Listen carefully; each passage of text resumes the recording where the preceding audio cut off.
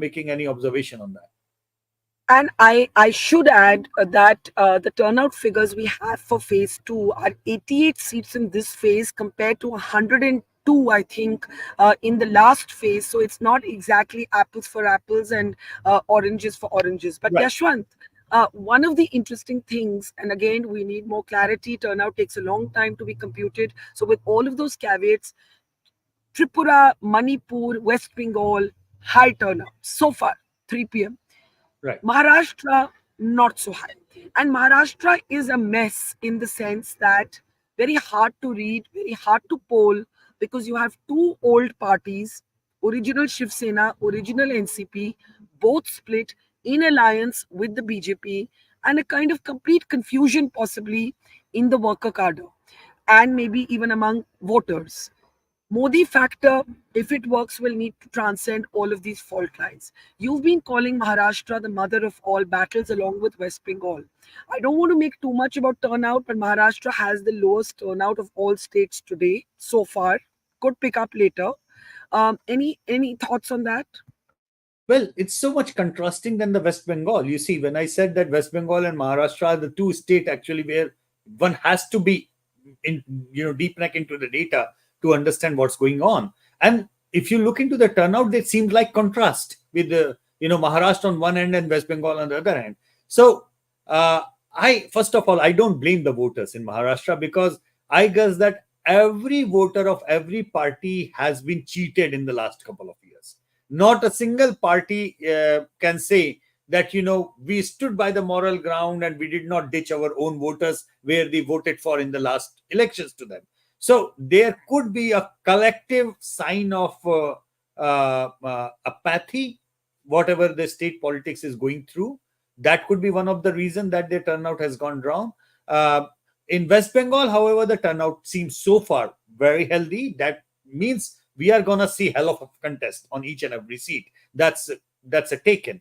Uh, Somehow in the numbers, I also saw Manipur, and that was very heartening. We, Honestly we should talk speaking, we should talk about uh, that. I want to go to the east because yeah, Manipur has been through hell, and to see that exactly. people are still so invested in the democratic process, that's something very moving. Exactly. And this turnout is actually good for inner and outer Manipur both. I mean that way. So what Manipur tells us is a very clear indication that no matter what the problems, no matter what the struggle, no matter what the conflict is, if given a chance, people would still like uh, to decide using the ballots, not the bullets. Simple, it's for the people who win, who form the government, for those who form the policies. It's for them to figure it out how to use that ballot, that mandate to come to some kind of a negotiated solution, peaceful solution, long lasting peaceful solution. But as far as voters are concerned, there cannot be a bigger mandate than the terms of turnout. Voters can simply go out and vote. If the policymakers or the courts, for that matter, I would not hesitate in naming even the courts, because we have seen sometimes the decisions or lack of decision or the delayed decisions has proven to be a havoc in the public life on so many cases. So public of Manipur, people of Manipur, I am really really grateful to them.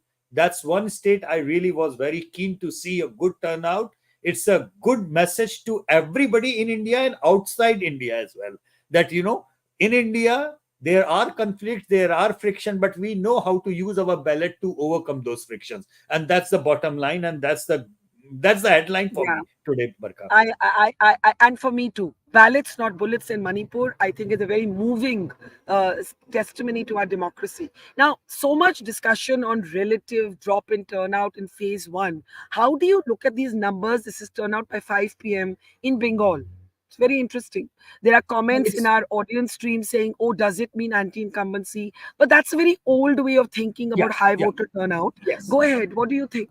So first of all, let me tell the viewers that there is no thumb rule whatsoever of a turnout indicating anti or pro incumbency factor or verdict. We have seen way too many low turnout going pro incumbent, anti incumbent, and same goes with the high turnout elections. What remains to be seen is that, unlike Maharashtra, if West Bengal has come out big in big numbers, number one, it has gone in multiple phases, so that we can see that in every phase only couple of seats of West Bengal are going into elections.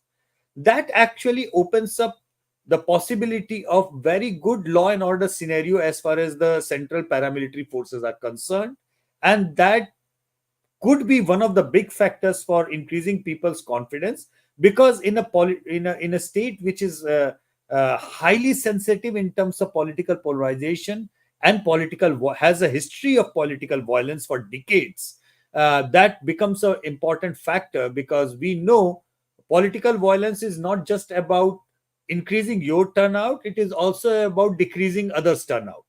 So I would say this kind of turnout simply says everybody has come out. It's not just a one way ticket towards this way or that way. And we are likely to see a very good contest on each and every seat.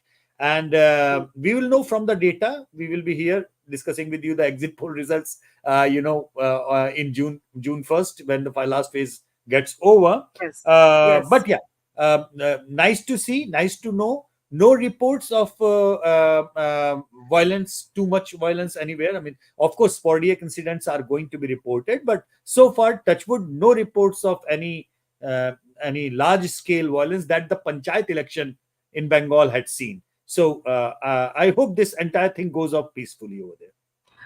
Well said. One more question on the turnout of phase one, and then we look ahead. Indian Express had a very interesting opinion piece by Shreyas Sardesai and Rahul Shastri. And they argued that the decline in phase one, ye jo bhi hai 4%, little over 4%, this is highest in Hindi speaking states, point one. And they identified certain areas, I think Ganga Nagar, Jhunjhunu, where they linked or extrapolated the higher than average drop with issues like farmer protests, Agnipat, and so on. Is that how do you see that as a link that you agree with, or you don't really agree with it? I can't agree or disagree at this point of time, Barkha, because we have to wait for the results to look into the retrospectively how it has worked out in that way.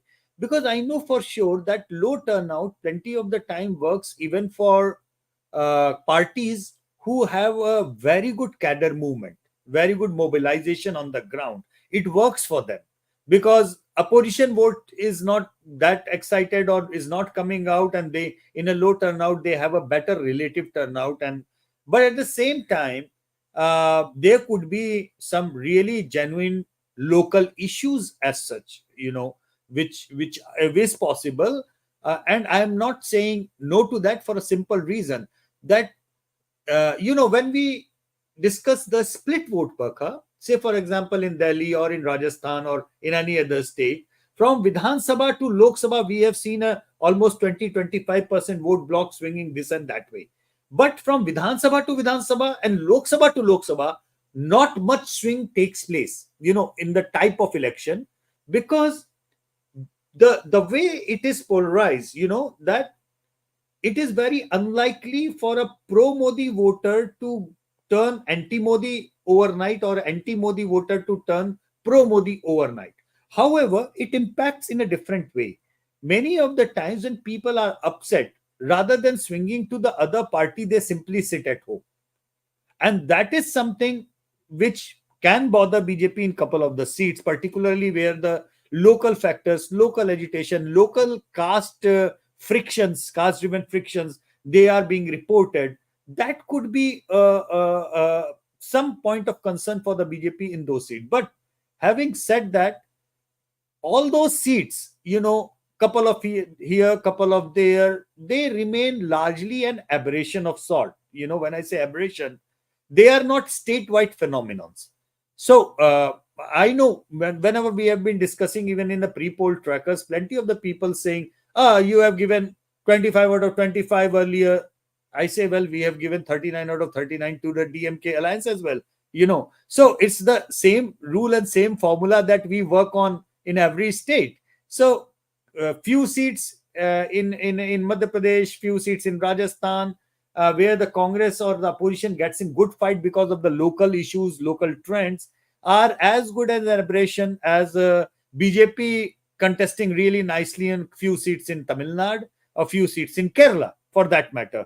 So we will know. I'm not denying that these seats are not having a good contest. I'm not denying the possibility of opposition winning these seats, BJP getting into trouble. I'm also not denying the possibility of a low turnout, but BJP's resource and the cadres making a better use of that low turnout rather than the opposition. So all these possibilities are wide open over there.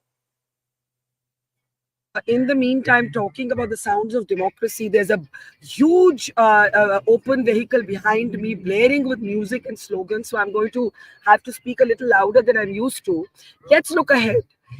Is the Ram Mandir less of an electoral issue than everybody thought? Now, my view on this is a little colored because my travels so far have been through peninsular India, Tamil Nadu, Kerala, Karnataka, now Telangana. But Yashwant, I found something very interesting here, and I'll play out a little clip for you also. I met fans of Prime Minister Modi. They're going to vote BJP, but not because of the Mandir. They say we welcome the Mandir, वो ठीक है. But because of India, I said आपको सबसे अच्छा क्या लगा? अरे India की जिस तरह image, the way India's image is improved in the world. Do you believe the Mandir has been less of an electoral issue than most people thought, or did it peak too early in this election season? I think the Mandir forms a base of the BJP's electoral pyramid. You cannot count on it, you cannot take it away. Both ways, it cannot be said that it is the winning tip of the BJP. No. But if you take that base away, BJP is nowhere. It's also the truth that if you take the bottom of the pyramid put out, the pyramid becomes smaller. So that's a very awkward scenario. But as far as the BJP's electoral machinery is concerned, their core support base remains in Hindutva. Then to add on that, there is a development agenda to that. And to cap it all, the topmost cone is of the popularity of the prime minister. That's how it's stacked. If you look into the BJP's voting pyramid, one strange thing, what is missing in this pyramid is, of course, the stature of the local candidates or local leaders. That's entirely missing, barring two states, Uttar Pradesh and Assam, Himanta Biswa Sarma and Yogi Adityanath, where they also add in their layer for that BJP pyramid, to stack it higher. Uh, Beyond that, has it delivered some new areas to BJP? I doubt that. Has it delivered, opened up gates into greenfield states? If as we discuss them, I doubt that. But it's a critical, important part for them to deliver. Same goes with the 370. Same goes with the triple talaq, and same as and when it happens, the common civil code. They all belong to the same base of that pyramid, common base, where they need to hammer it down that okay, this is where we are coming from, this is what defines us, and this is where you have been supporting us. By the way, this is the same base, Barkha, which stood by them even in 1984 when they got only two seats. But still they polled 8% plus votes, and they were the second largest party after the Congress in India in 1984. So if you look into the electoral history and trend line, you will see that this is the 10% odd vote, which you can say is the base of the BJP. And these pointers are extremely important for that particular base. And also, very important to understand, it is the same base which works as the election machinery on a polling day.